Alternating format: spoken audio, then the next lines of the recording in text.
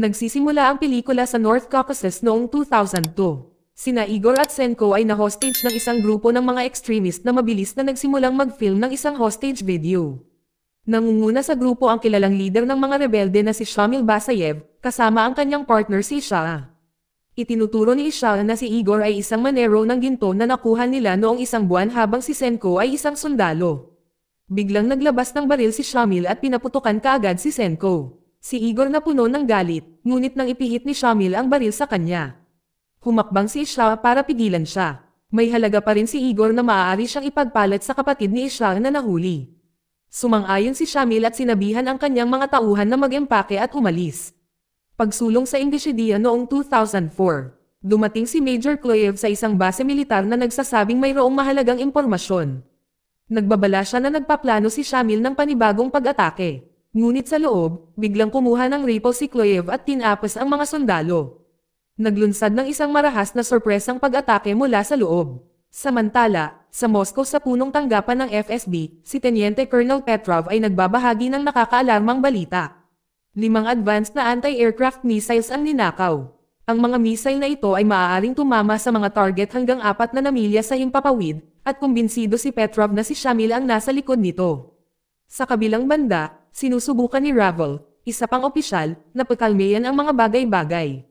Ipinaliwanag niya na ang mga missile ay hindi maaaring gamitin ng walang espesyal na activation code, at si Shamil ay wala nito. Ngunit hindi nais ni Petrov na kunin ang panganib na iyon. Kung makakahanap ng paraan si Shamil para ma-activate ang mga ito, maaari itong maging isang sakuna. Kaya't sinabi ni Petrov kay Ravel na magtipon ng isang espesyal na koponan at magtungo sa Caucasus upang pigilan si Shamil bago maging huli ang lahat. Kasabay nito, sinubukan ni Shamil at ng kanyang mga tauhan na barilin ang isang Russian medical helicopter gamit ang isa sa mga ninakaw na missile, ngunit nabigo ang missile at nakatakas ang helicopter. Galit na galit si Shamil na sumigaw siya sa kanyang koponan, hinihiling na malaman kung ano ang nangyari, pagkatapos ay sinabihan siya na maghanap ng taong talagang nakakaalam kung paano gamitin ang mga armas na ito ng maayos. Nang maglaon, binisita ni Ravel si Igor at hiniling sa kanya na sumali sa misyon. Ngunit sa sandaling marinig ni Igor ang pangalan ni Shamil, siya ay nagsara.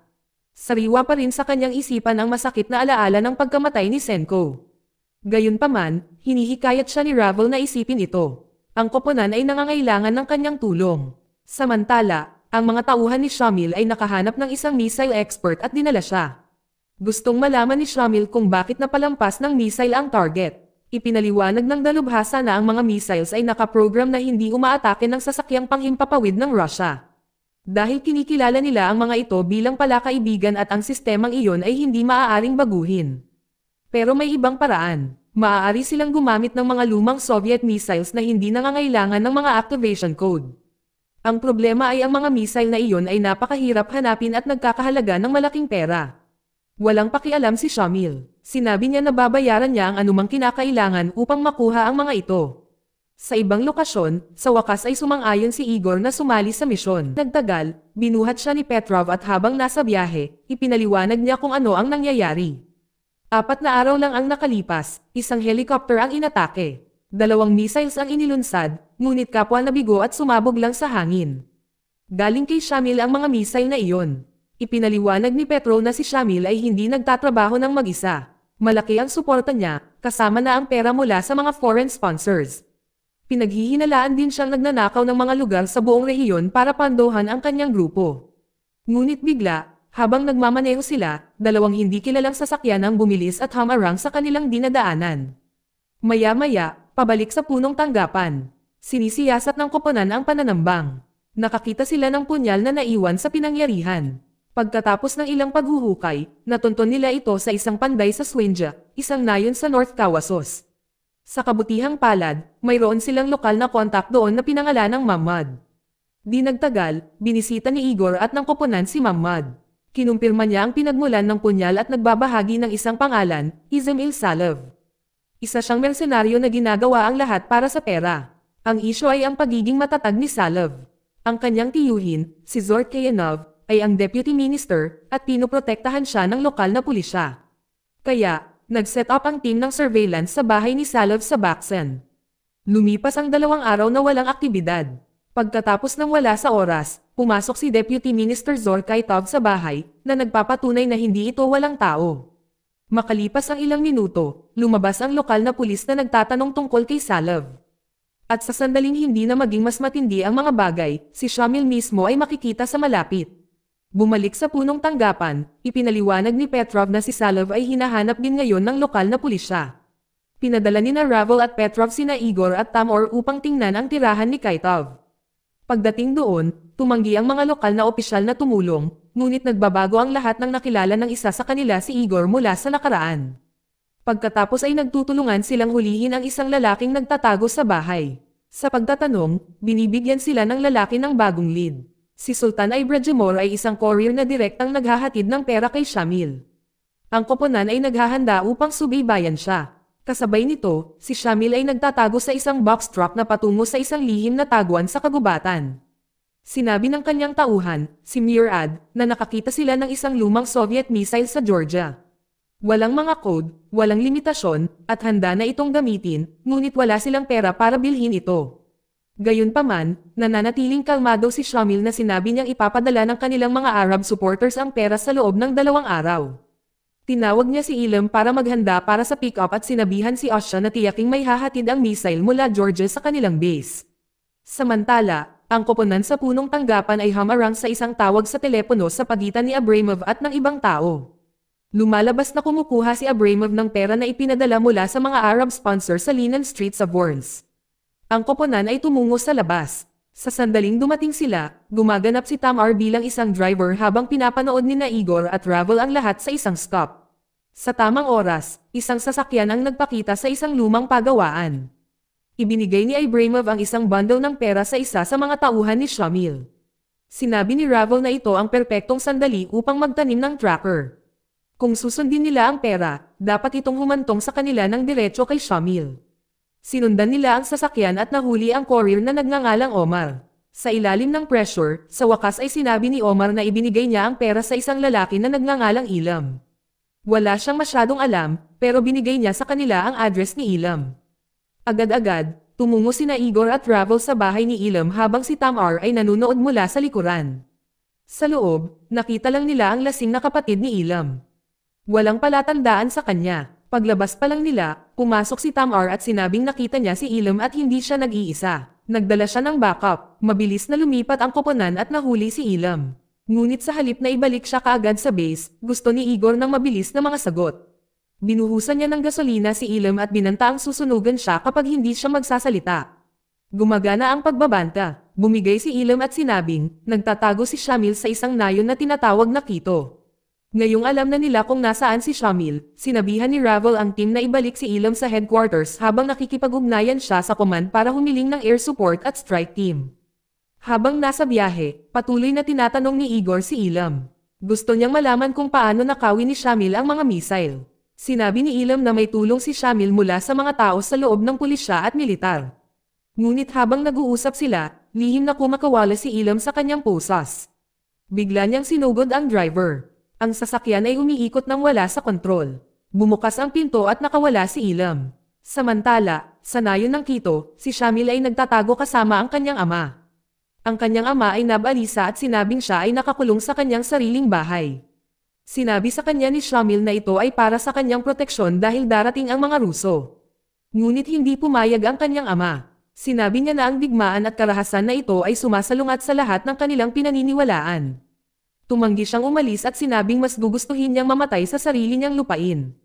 Sa sandaling iyon ay nakatanggap si Shamil ng tawag mula kay Murad. Gusto ng mga nagbebenta sa Georgia ng mas maraming pera para sa missile. Hindi man lang kumukurap si Shamil, ngunit sinabihan niya si Murad na bayaran ang anumang halaga nito.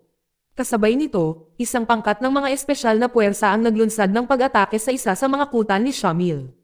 Kinukumpirma ng command na ang lugar ay isa sa mga pangunahing base ni Shamil. Pagkatapos ng labanan, nakahanap ang koponan ng ilang mahahalagang papeles, kabilang ang impormasyon sa landas ng paglipad. Sinabi ni Igor kay Ravel na ibalik kaagad ang mga dokumento sa punong tanggapan. Nang maglaon, sa susunod na briefing, nabalitaan ni Petrov na maraming mga bangkay na natagpuan sa site ang nasunog ng husto at hindi na sila makilala.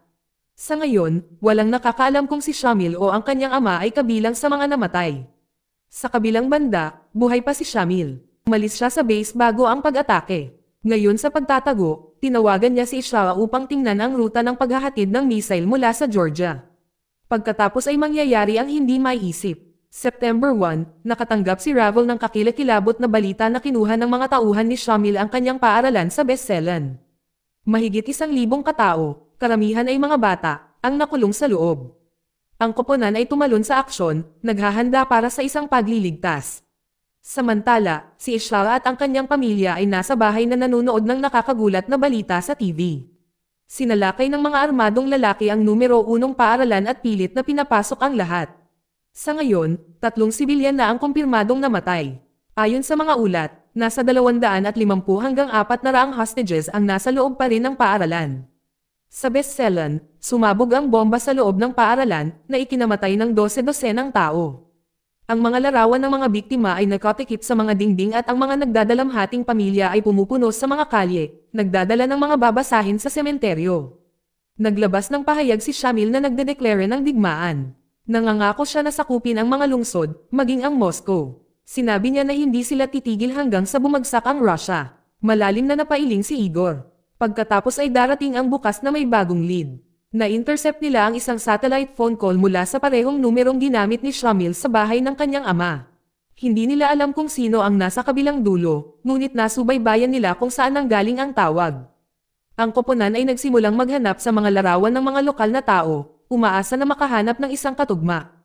Hindi nagtagal, nakita ni Igor si Ishara at dumiretso sa kanyang bahay. Nagulat si Ishara nang makita siya, ngunit pinapasok siya. Sinabi ni Ishara na hindi na siya kasali kay Shamil at ngayon ay nabubuhay na siya ng tahimik. Ipinaalala ni Igor kay Ishara na mayroon silang kalayaan noong 1996. Natapos ang digmaan, umalis ang mga tropang Ruso at nakakuha sila ng autonomiya at pera upang muling itayo. Ngunit sa lalong madaling panahon, ang lahat ay nakawan at sinundan ng gutom. Sa halip na ayusin ang mga bagay, humingi sila ng tulong sa mundo ng Arabo. Ngunit ang mga Arabong donasyon ay hindi napunta sa mga tao. Pumunta ito sa mga kriminal at warlord. Samantala, may dalang balita si Murad. Ang missile mula sa Georgia ay handa nang ilipat. Ang susunod na target ni Shamil ay isang malaking kaganapan sa Leningrad kung saan naruroon ang mga pinuno ng mundo. Ngunit gusto lang ni Shamil ang pangulo ng Russia. Sa isang mosque, dumadalo si Ishara sa mga panalangin. Pagkatapos, kinundenan ng imam ang terorismo at sinabing ang mga pumatay sa pangalan ng Diyos ay hindi mga bayani. Ngunit habang bumabaon ang mga salita, si Ishara ay nagsimulang umubo ng masama at lumabas. Samantala, pabalik sa punong tanggapan, tumingin si Igor sa background ng isang pangunahing Kloyev. Nagsilbi si Kloyev sa unit ng Army 57,104 at nakakuha ng medalya, ngunit pagkatapos ay nagsilbi siya sa parehong unit ni Shamil. Kahit na mas kainahinala, nag-aral si Shamil sa Moscow sa loob ng 6 na buwan. Iminumungkahi nito na malamang na tinulungan ni Kloyev si Shamil na tumawid sa hangganan ng hindi napapansin. Nagtungo sina Igor at Timur sa bahay ni Kloyev, ngunit walang tao ang bahay. Pagkatapos ay tumunog ang telepono ni Igor at ito ay si Ishara. Gusto niyang makipagkita agad. Sinabi ni Igor kay Timur na patuloy na bantayan ang bahay ni Kloyev habang sinusundan niya ang bagong lead na ito. Nakasalubong ni Igor si Ishara na patuloy pa rin sa pag-ubo. Inamin ni Ishara na matagal na niyang hindi nakikita si Shamil at naririnig lang niya ito kapag may kailangan siya. Sa huling pagkakataon na nag-usap sila, hiniling sa kanya ni Shamil na tumulong sa pagdadala ng mga kargamento mula sa Georgia. Nang tanungin ni Igor ang tungkol sa paghahatid, sinabi ni Ishara na naghihintay pa rin siya sa susunod na tawag ni Shamil. Bumalik sa bahay ni Kloyev, sa wakas ay nagbunga ang paghihintay. Nakita ni Tamar si Kloyev at ang kanyang asawa na pauwi at mabilis na sinabi kay Igor. Hinikayat ni Ishara si Igor na umalis kaagad, ngunit ipinangako na tatawag kung susubukan ni Shamil na makipag-ugnay sa kanya. Samantala, mabilis na nag-iimpake sina Shamil at Kloyev. Pagsapit ng gabi, bumalik si Igor upang salubungin si Timur, para lamang makita siyang patay na. Nagulat at nagalit, tumawag si Igor para sa backup, ngunit huli na. Nakatakas na sina Kloyev at Shamil, naiwan lang ang asawa ni Kloyev. Siya ay dinala sa kustodiya. Di nagtagal, dumating si Petrov at pinagalitan si Igor dahil sa pagkilos ng walang pahintulot. Pumasok si Ravel at umako ng responsibilidad, sinabing siya ang nagbigay ng utos. Inamin ni Igor na hindi niya dapat hinayaan siyang mag-isa para makipagkita kay Ishara. Gusto ni Petrov na malaman ang higit pa tungkol kay Ishara. Pagkatapos ay nagbahagi si Petrov ng bagong impormasyon tungkol sa ruta ng paglipad sa pagitan ng St. Petersburg at Moscow. Kung si Shamil ay makakakuha ng isang missile, ang pinsala ay maaaring maging kakilakilabot. Humihingi ng pahintulot si Igor na magtago bilang isang opisyal ng customs sa hangganan. Plano niyang maglagay ng tracker sa truck ni Ishara at sundan ito ng diretso kay Shamil. Maya-maya, tumatawag si Ishara. Sinabi sa kanya ni Shamil na kunin ang kargamento sa Georgia at magkita sa nayon ng Tarsus sa loob ng 3 araw. Ipinadala pa ni Ishara kay Igor ang larawan ng truck na kanyang minamaneho. Iminumungkahi ni Igor na magplano sila ng mga pampasabog sa loob ng truck at pasabugan ito kapag nasa loob si Shamil. Tinanong ni Petrov kung paano nila gagawin iyon kung si Ishara ang nagmamaneho. Ipinaliwanag ni Igor ang plano. Inaasahan ni Shamil na dadaan si Ishara sa pangunahing kalsada, ngunit alam ni Ishara ang isang shortcut na nakakatipid ng oras. Gagamitin nila ang oras na iyon para harangin ang truck, set up ang mga pampasabog, at bitagin si Shamil. Nagsisimula ang operasyon sa hangganan. Si Igor, nag-disguise bilang isang customs officer, ay nag-inspection sa truck. Habang sinusuri, palihim niyang ikinabit ang isang tracker sa ilalim ng sasakyan. Kapag nagbigay siya ng signal, pinahihintulutang dumaan ang truck at sinusubaybayan ng punong himpilan ang lokasyon nito. Nag-iisang nagmamaneho si Ishara sa liku-likong kalsada, lagusan, at daanan sa tabi ng ilog, madalas na sumulyap sa kanyang salamin. Isang drone ang lumilipad sa itaas, na nagpapadala ng live na footage pabalik sa headquarter. Sa hindi inaasahang pagkakataon, may biglang hamarang na sasakyan sa daraanan ni Ishara. Lumabas si Murad, at mula sa sandaling ito, dapat sundin ni Ishara ang mga tagubili ni Murad. Pagbalik sa punong tanggapan, mabilis magbago ang mood. Ang pagpapakita ni Murad sa truck ay isang malaking sorpresa na gamulo sa buong plano. Mabilis na sinubukan ng koponan na mag-adjust. Tumingin si Igor sa mapa, naghahanap ng susunod na hintuan. Sa panonood ng drone, nakita nila si Murad na patuloy na umiinom ng tubig sa ilalim ng mainit na araw.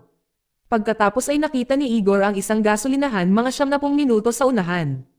Mabilis silang kumilos. Si Ravel ay pinalipad doon ng helicopter. Umaasang makarating doon sa loob ng wala pang 30 minuto. Tulad ng binalak, tinapos ni Murad ang kanyang tubig. Nang huminto ang truck, nasa istasyon na si Ravel na nagtatrabaho ng palihim bilang isang attendant. Pumasok si Murad sa loob para kumuha ng maiinom.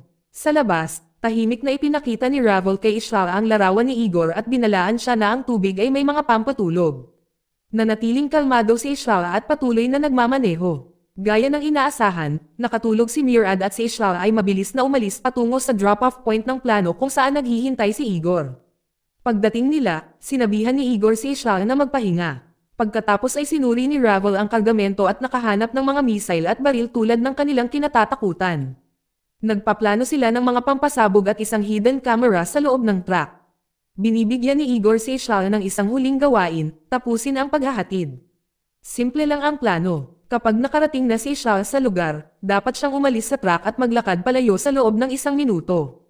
Kung pinupunasan niya ang mukha gamit ang 2 kamay, iyon ang senyales para pasabugan ang truck. Nangako si Igor na hindi sila magpapasabog ng walang signal na iyon, kaya pumayag siya at umalis. Makalipas ang ilang oras, nagising si Murad na nagpanik. Sinabi sa kanya ni Ishara na malapit na sila. Biglang nasira ang truck sa gitna ng kalsada at nagpanik sa headquarters.